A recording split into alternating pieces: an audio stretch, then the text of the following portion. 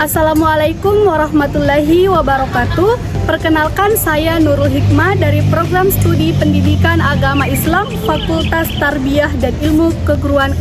Nah, di sini saya ingin menampilkan atau menayangkan video praktik pembelajaran dari mata kuliah PLP 1 dengan dosen pengampu Dr. Hizbullah SPD MPD. Di sini saya menggunakan model pembelajaran Project Based Learning atau PJBL pada kelas 11 Madrasah Aliyah pada fase F dengan mata pelajaran fikih materi ketentuan khutbah. Assalamualaikum warahmatullahi wabarakatuh. Waalaikumsalam warahmatullahi wabarakatuh. Alhamdulillah, segala puji bagi Allah Subhanahu wa taala yang telah memberikan kita kesempatan untuk kembali menuntut ilmu pada hari ini. Semoga kita semua selalu dalam lindungannya. Amin.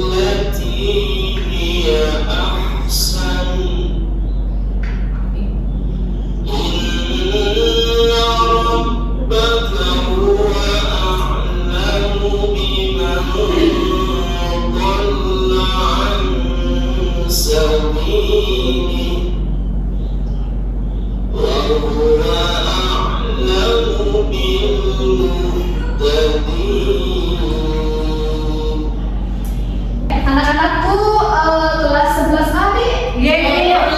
Yang saya banggakan, hari ini kita belajar fikih dengan materi yang sangat penting dan aplikatif, yaitu ketentuan khutbah. Ada yang tahu khutbah itu apa? Tahu Apa? yang saya ada bagaimana pas kayak Jumat. Yang drama kalau Jumat ya.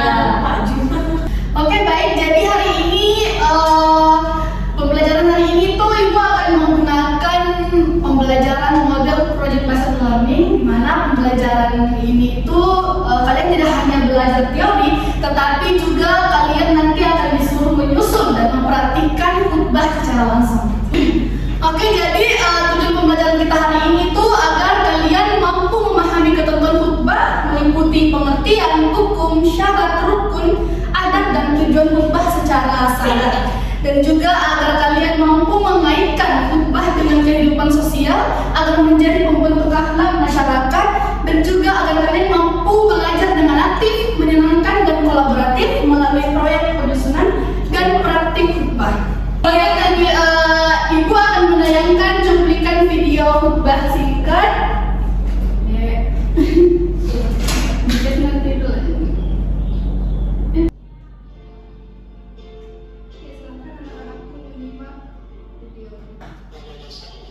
Setiap individu muslim diperintahkan untuk melaksanakan dakwah Islam sesuai dengan kadar kemampuannya.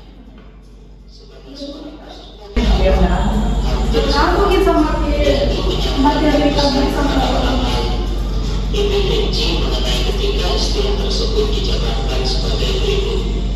Pertama, khutbah. Kata itu berasal dari bahasa Arab khutbah yaitu khutbah yang bermakna memberi nasihat dalam kegiatan ibadah seperti sholat Jumat, sholat Idul Fitri, sholat Idul Adha, sholat istisqa dan sholat khusuf, wukuf, serta nikah. Menurut istilah, khutbah berarti kegiatan ceramah kepada sejumlah orang Islam dengan syarat dan rukun tertentu yang berkaitan langsung dengan keabsahan atau kesunahan dalam ibadah. Oke, jadi setelah Ibu tadi tampilkan video, apa yang kalian perhatikan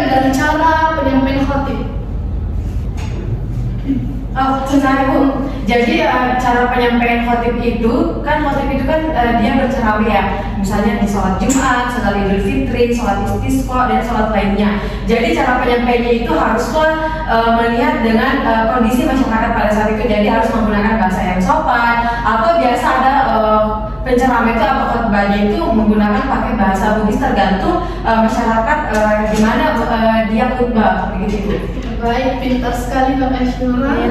Nah, jadi hari ini kita akan belajar bagaimana khutbah yang sah menurut syariah, bukan hanya menurut penampilan. Oke, jadi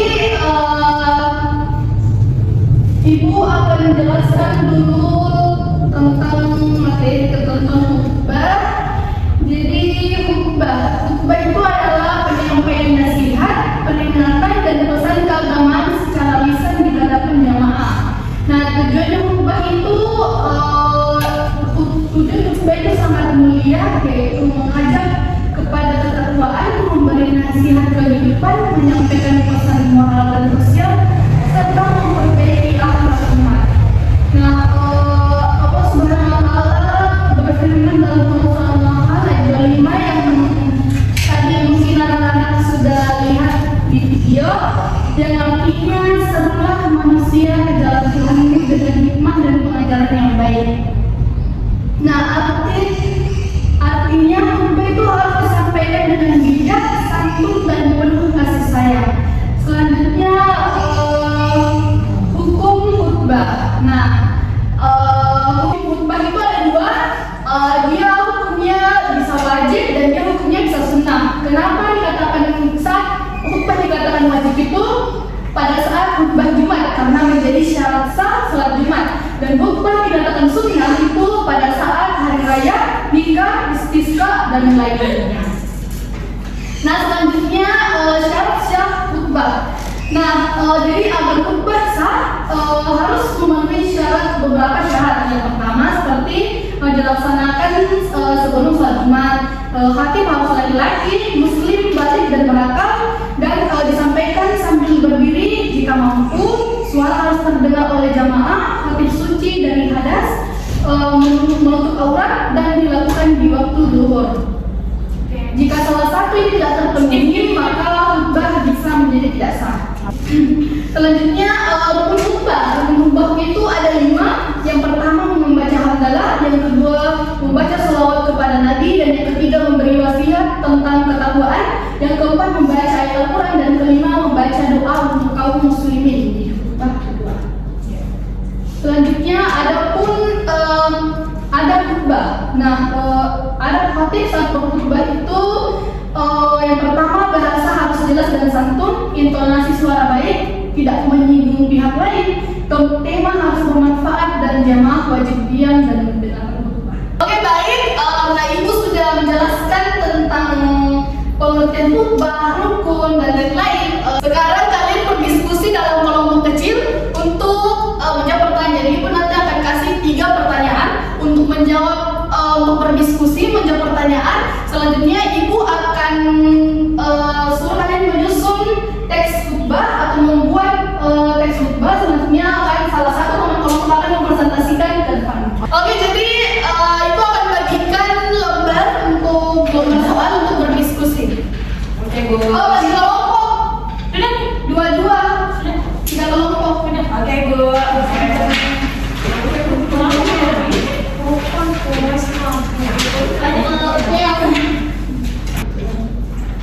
Bu, Ya, sudah bagaimana diskusinya? selesai, Bu. Oke, jadi karena ada 3 kelompok dan ada 3 pertanyaan, masing-masing kelompok menjawab pertanyaan. Kelompok satu kami. Kelompok 1, Bu. Oke, kelompok 1 apa tujuan utama khutbah? Jadi tujuan utama khutbah itu adalah untuk menyampaikan ketakwaan kepada Allah Subhanahu wa Ta'ala dengan meliputi adat-adat tadi yang telah dijelaskan. Jadi adat-adat itu harus intonasinya jelas dan pengucapan yang baik. Oke, selanjutnya kelompok 2 bisa menjawab pertanyaan kedua, apa hukum khutbah? Jadi hukumnya itu wajib dan sunnah. Kelompok 3 bagaimana dengan hasil diskusinya? Kalau rukun itu membaca hamdalah, membaca sholat kepada Nabi, memberi wasiat tentang ketakwaan, membaca ayat Al-Quran, dan doa untuk kaum muslimin dan muslimat. Oke, baik, Masya Allah, Mbak Cinta Suruh. Oke, jadi Ibu ada cerita tentang seorang khotib yang menyampaikan khutbah tanpa membaca salawat dan tidak berdiri padahal mampu. Menurut kalian, apakah khutbah ini sah dan di bagian mana letak kesalahannya? Saya, Bu. Ya, silahkan. Jadi khutbahnya itu tidak sah. Jadi di letak kesalahannya itu ada pada kan tadi rukun-rukunnya khotib itu kan harus membaca salawat dulu. Yang pertama membaca basmalah dan membaca salawat, itu ada 5 poin dan itu wajib untuk dilakukan oleh khutbah. Jadi ketika salah satunya tidak dilaksanakan maka khutbah tersebut tidak sah. Sekarang kita masuk ke tahap penyusunan naskah khutbah. Jadi Ibu tadi sudah bagi kelompoknya. Masing-masing kelompok mau menyusun naskah khutbah. Bisa materinya itu misalnya toleransi, kejujuran, kepedulian sosial. Dan Ibu ada struktur tes khutbah yang harus diikuti formatnya, yaitu yang pertama pembukaannya harus ada hamdalah dan sholawat, isinya yaitu nasihat sesuai tema, dan penutup harus ada doa untuk kaum muslimin. Oke, silahkan kalian susun khutbahnya bersama-sama. Oke, apakah kalian sudah menyusun khutbahnya? Sudah. Oke, kalau begitu dipresentasikan ya, masing-masing satu perwakilan kelompok naik mempresentasikan khutbah yang telah disusun. Baik, Bu. Kelompok pertama, oke. Jadi berdasarkan hasil diskusi kami dengan kelompok hasil diskusi saya, jadi khutbah yang kami pilih itu adalah judulnya tentang toleransi. Jadi dimulai dulu ya. Jadi yang pertama itu adalah Bismillahirrahmanirrahim. Assalamualaikum warahmatullahi wabarakatuh. Waalaikumsalam warahmatullahi wabarakatuh. Alhamdulillahirabbil alamin. Wassalatu wassalamu ala asrofil anbiya'i wal mursalin sayyidina Muhammadin wa ala alihi washabihi ajmain, amma ba'd.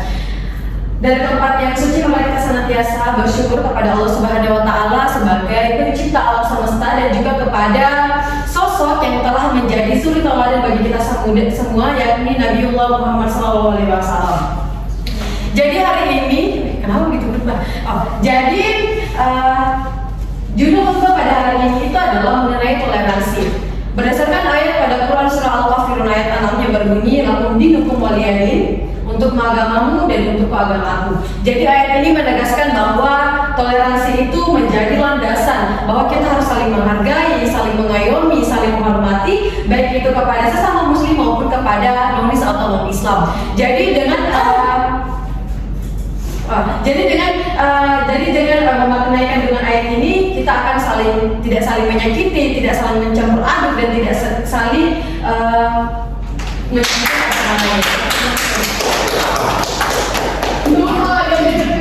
Oke, jadi setelah dipresentasikan khutbah, ada bukan balik dari teman kelompoknya. Mungkin teman kelompoknya bisa memberikan saran perbaikan atau kritikan. Saya, Bu. Ya, Pak. Tadi itu terlalu cepat menyampaikan. Ya. Terus kayak kurang intonasi nadanya. Jadi Iya. itu bisa diperbaiki mungkin. Itu umpan balik dari kelompok 3 untuk kelompok 1. baik, Bu.